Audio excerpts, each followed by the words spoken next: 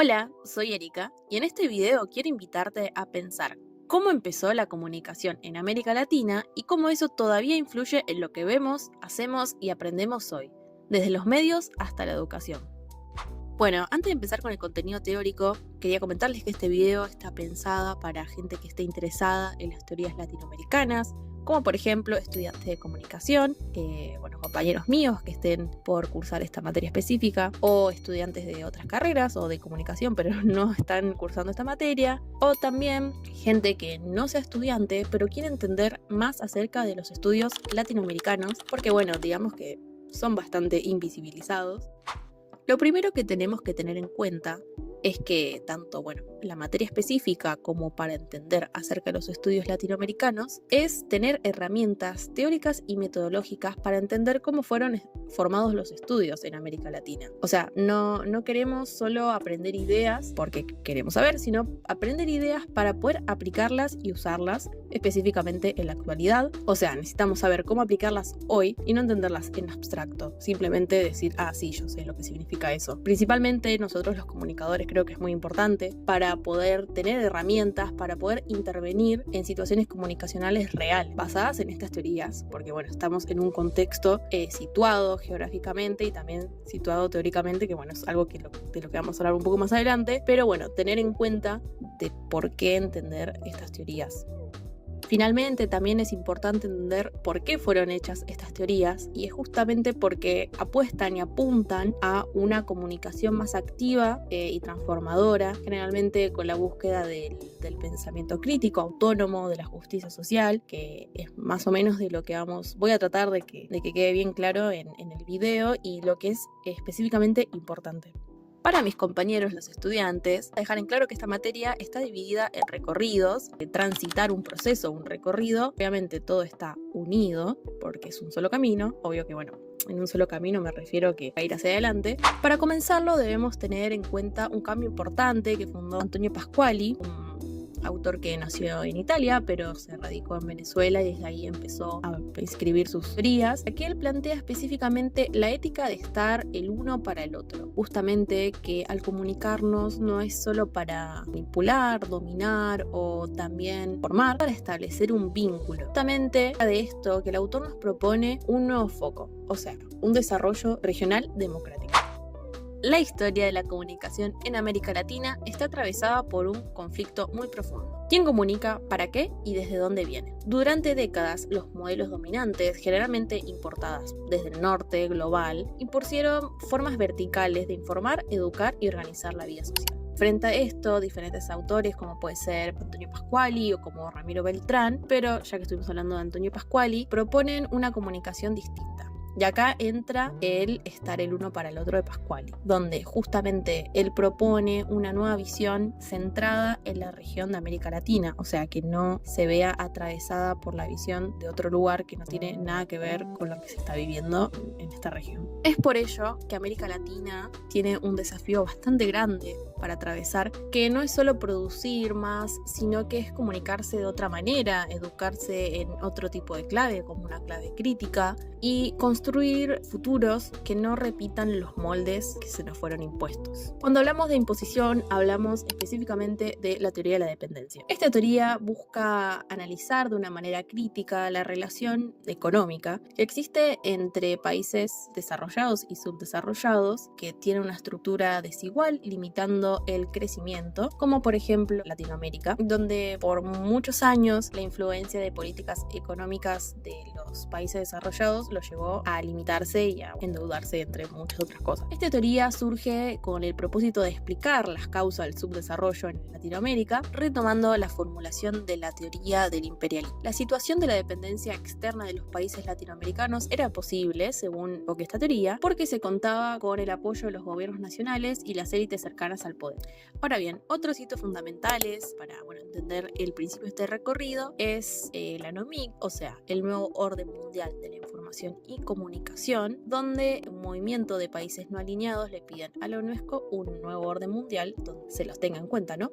Resultando en un informe de 82 recomendaciones, es un informe McBride, en donde no hubo un buen final ya que no se cumplieron, pero fue un buen intento. Otro aspecto clave para tener en cuenta para poder leer todo esto acerca de la perspectiva latinoamericana es que no es una teoría que se define por estar geográficamente en América Latina, sino porque tiene un compromiso político, teórico y ético con los problemas propios de la región. Lo que caracteriza es su posición situada, que es una forma de entender y hacer comunicación desde y para los contextos sociales e históricos de la cultura latinoamericana, y no con los modelos que se nos fueron impuestos como, hablamos de la teoría de la dependencia. Entonces, desde esta perspectiva situada, se entiende la comunicación no solo como un transmisor de información, sino como algo que tiene una capacidad de práctica social y política que está ligada al poder, a la edad y a la posibilidad de transformación social. Un ejemplo de algo que surge como respuesta crítica a los modelos verticales y coloniales, el uso de la radio comunitaria en zonas rurales o en pueblos originarios. Estas, aunque estén geográficamente en Latinoamérica, las convierte en parte de esta perspectiva situada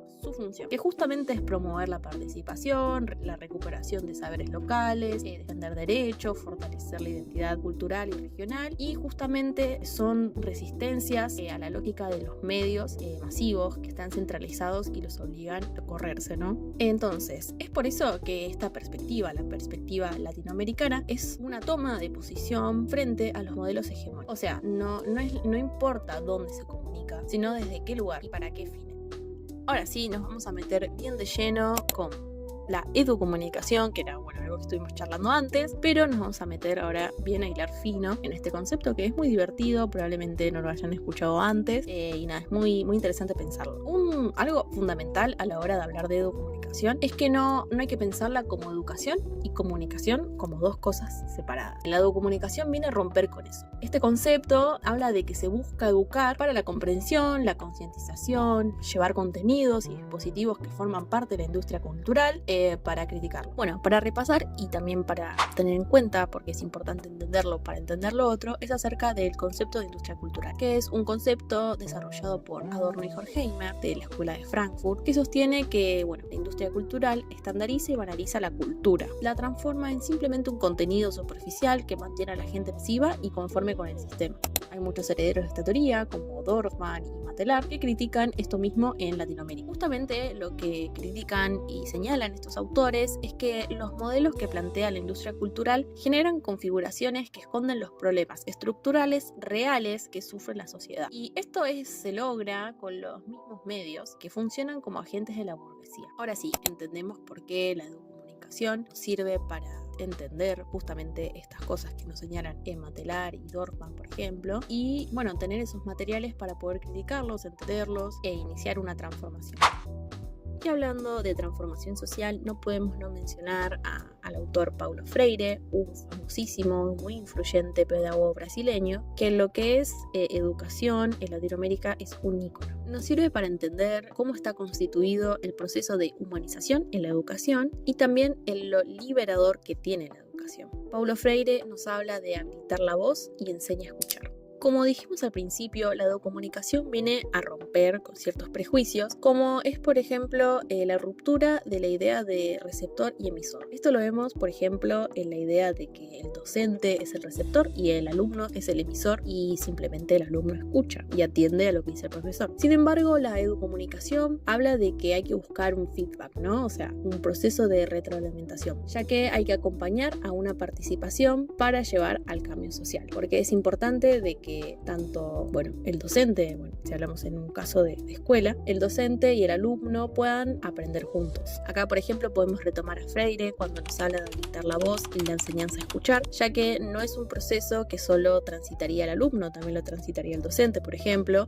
Por otro lado, hay que entender que la educomunicación no es solo una herramienta didáctica, ni que tampoco es solo una manera de establecer un puente entre medios y la escuela, porque es una práctica que está profundamente ligado con la política y la transformación. La educomunicación nace con la idea de que educar, comunicar no es neutral. Justamente en ese sentido se cruza de manera directa con lo que hablábamos al principio acerca de Antonio Pasquali, porque él proponía una ética de comunicación basada en el encuentro, el reconocimiento mutuo y también el respeto. Para él, la comunicación es estar con el otro, no dominarlo, que también es un poco lo que decía antes del feedback, de romper con receptor y el emisor, entre otras cosas. Entonces, educomunicar es un acto de resistencia, donde implica enseñar a leer críticamente los discursos, también a producir desde nuestras realidades, que bueno, justamente un poco lo que habla la teoría latinoamericana, también recuperar la voz en contextos de desigualdad, y también es dar un lugar a una comunicación más horizontal, que no reproduzca los modelos hegemónicos que se nos fueron impuestos, sino que emerja desde nuestra propia historia. Educomunicar es también, como decía Freire, liberar, es romper con las lógicas verticales, coloniales y dependientes, es imaginar desde América Latina otras maneras distintas de comunicar, educar, más éticas, más justas, más nuestras. Bueno, y es en esta misma línea en que podemos retomar autores como Ramiro Beltrán, por ejemplo, quien rechaza los modelos modernizadores de comunicación que tratan a los pueblos como objetos pasivos del desarrollo, donde con esta mirada retoma profundamente el paradigma del buen vivir, que era un concepto indígena que desafía la lógica del crecimiento económico individualista y también propone una vida que esté en armonía con la comunidad, también con la naturaleza y con la diversidad cultural. ¿Y cómo todo esto se vincula con la educomunicación? Educomunicar es una práctica transformadora, como dijimos, no es solo enseñar a usar los medios, sino es formar una conciencia crítica, generar participación y también recuperar las voces que fueron silenciadas, como lo hace Beltrán retomando el concepto de buen vivir. También es resistir la colonización del poder, del saber y también del ser. En este sentido, la educomunicación comparte con el buen vivir esto de una raíz descolonizadora. Ambas proponen reapropiarse del conocimiento y la cultura desde nuestras propias condiciones, saberes y lenguaje. Es mucho más canalizar solo los medios o los mensajes. Es también preguntarnos qué voces son escuchadas, qué sentidos circulan y quiénes los producen. Frente a una industria del ocio que está cada vez más globalizada y una lógica de consumo que simplemente tiende a uniformar, las teorías latinoamericanas vienen a tratar de recuperar nuestras raíces, nuestras luchas y también nuestras formas propias en las que podemos comunicar. Y acá es donde entraría la educomunicación, que sirve como una herramienta para formar ciudadanos críticos que estén conscientes y comprometidos y que sean capaces de transformar su realidad desde el diálogo y la participación. Porque bueno, como decíamos, que decía Antonio Pasquali, comunicar es estar el uno para el otro. Y bueno, específicamente ahí es donde está el verdadero desafío. Construir una comunicación que sea más humana, que sea más justa y que finalmente pueda ser más nuestra. Bueno, espero que les haya gustado el video, que lo hayan disfrutado como yo disfruté hacerlo, y que entiendan un poquito más acerca de todo esto. Así que bueno, nos vemos la próxima.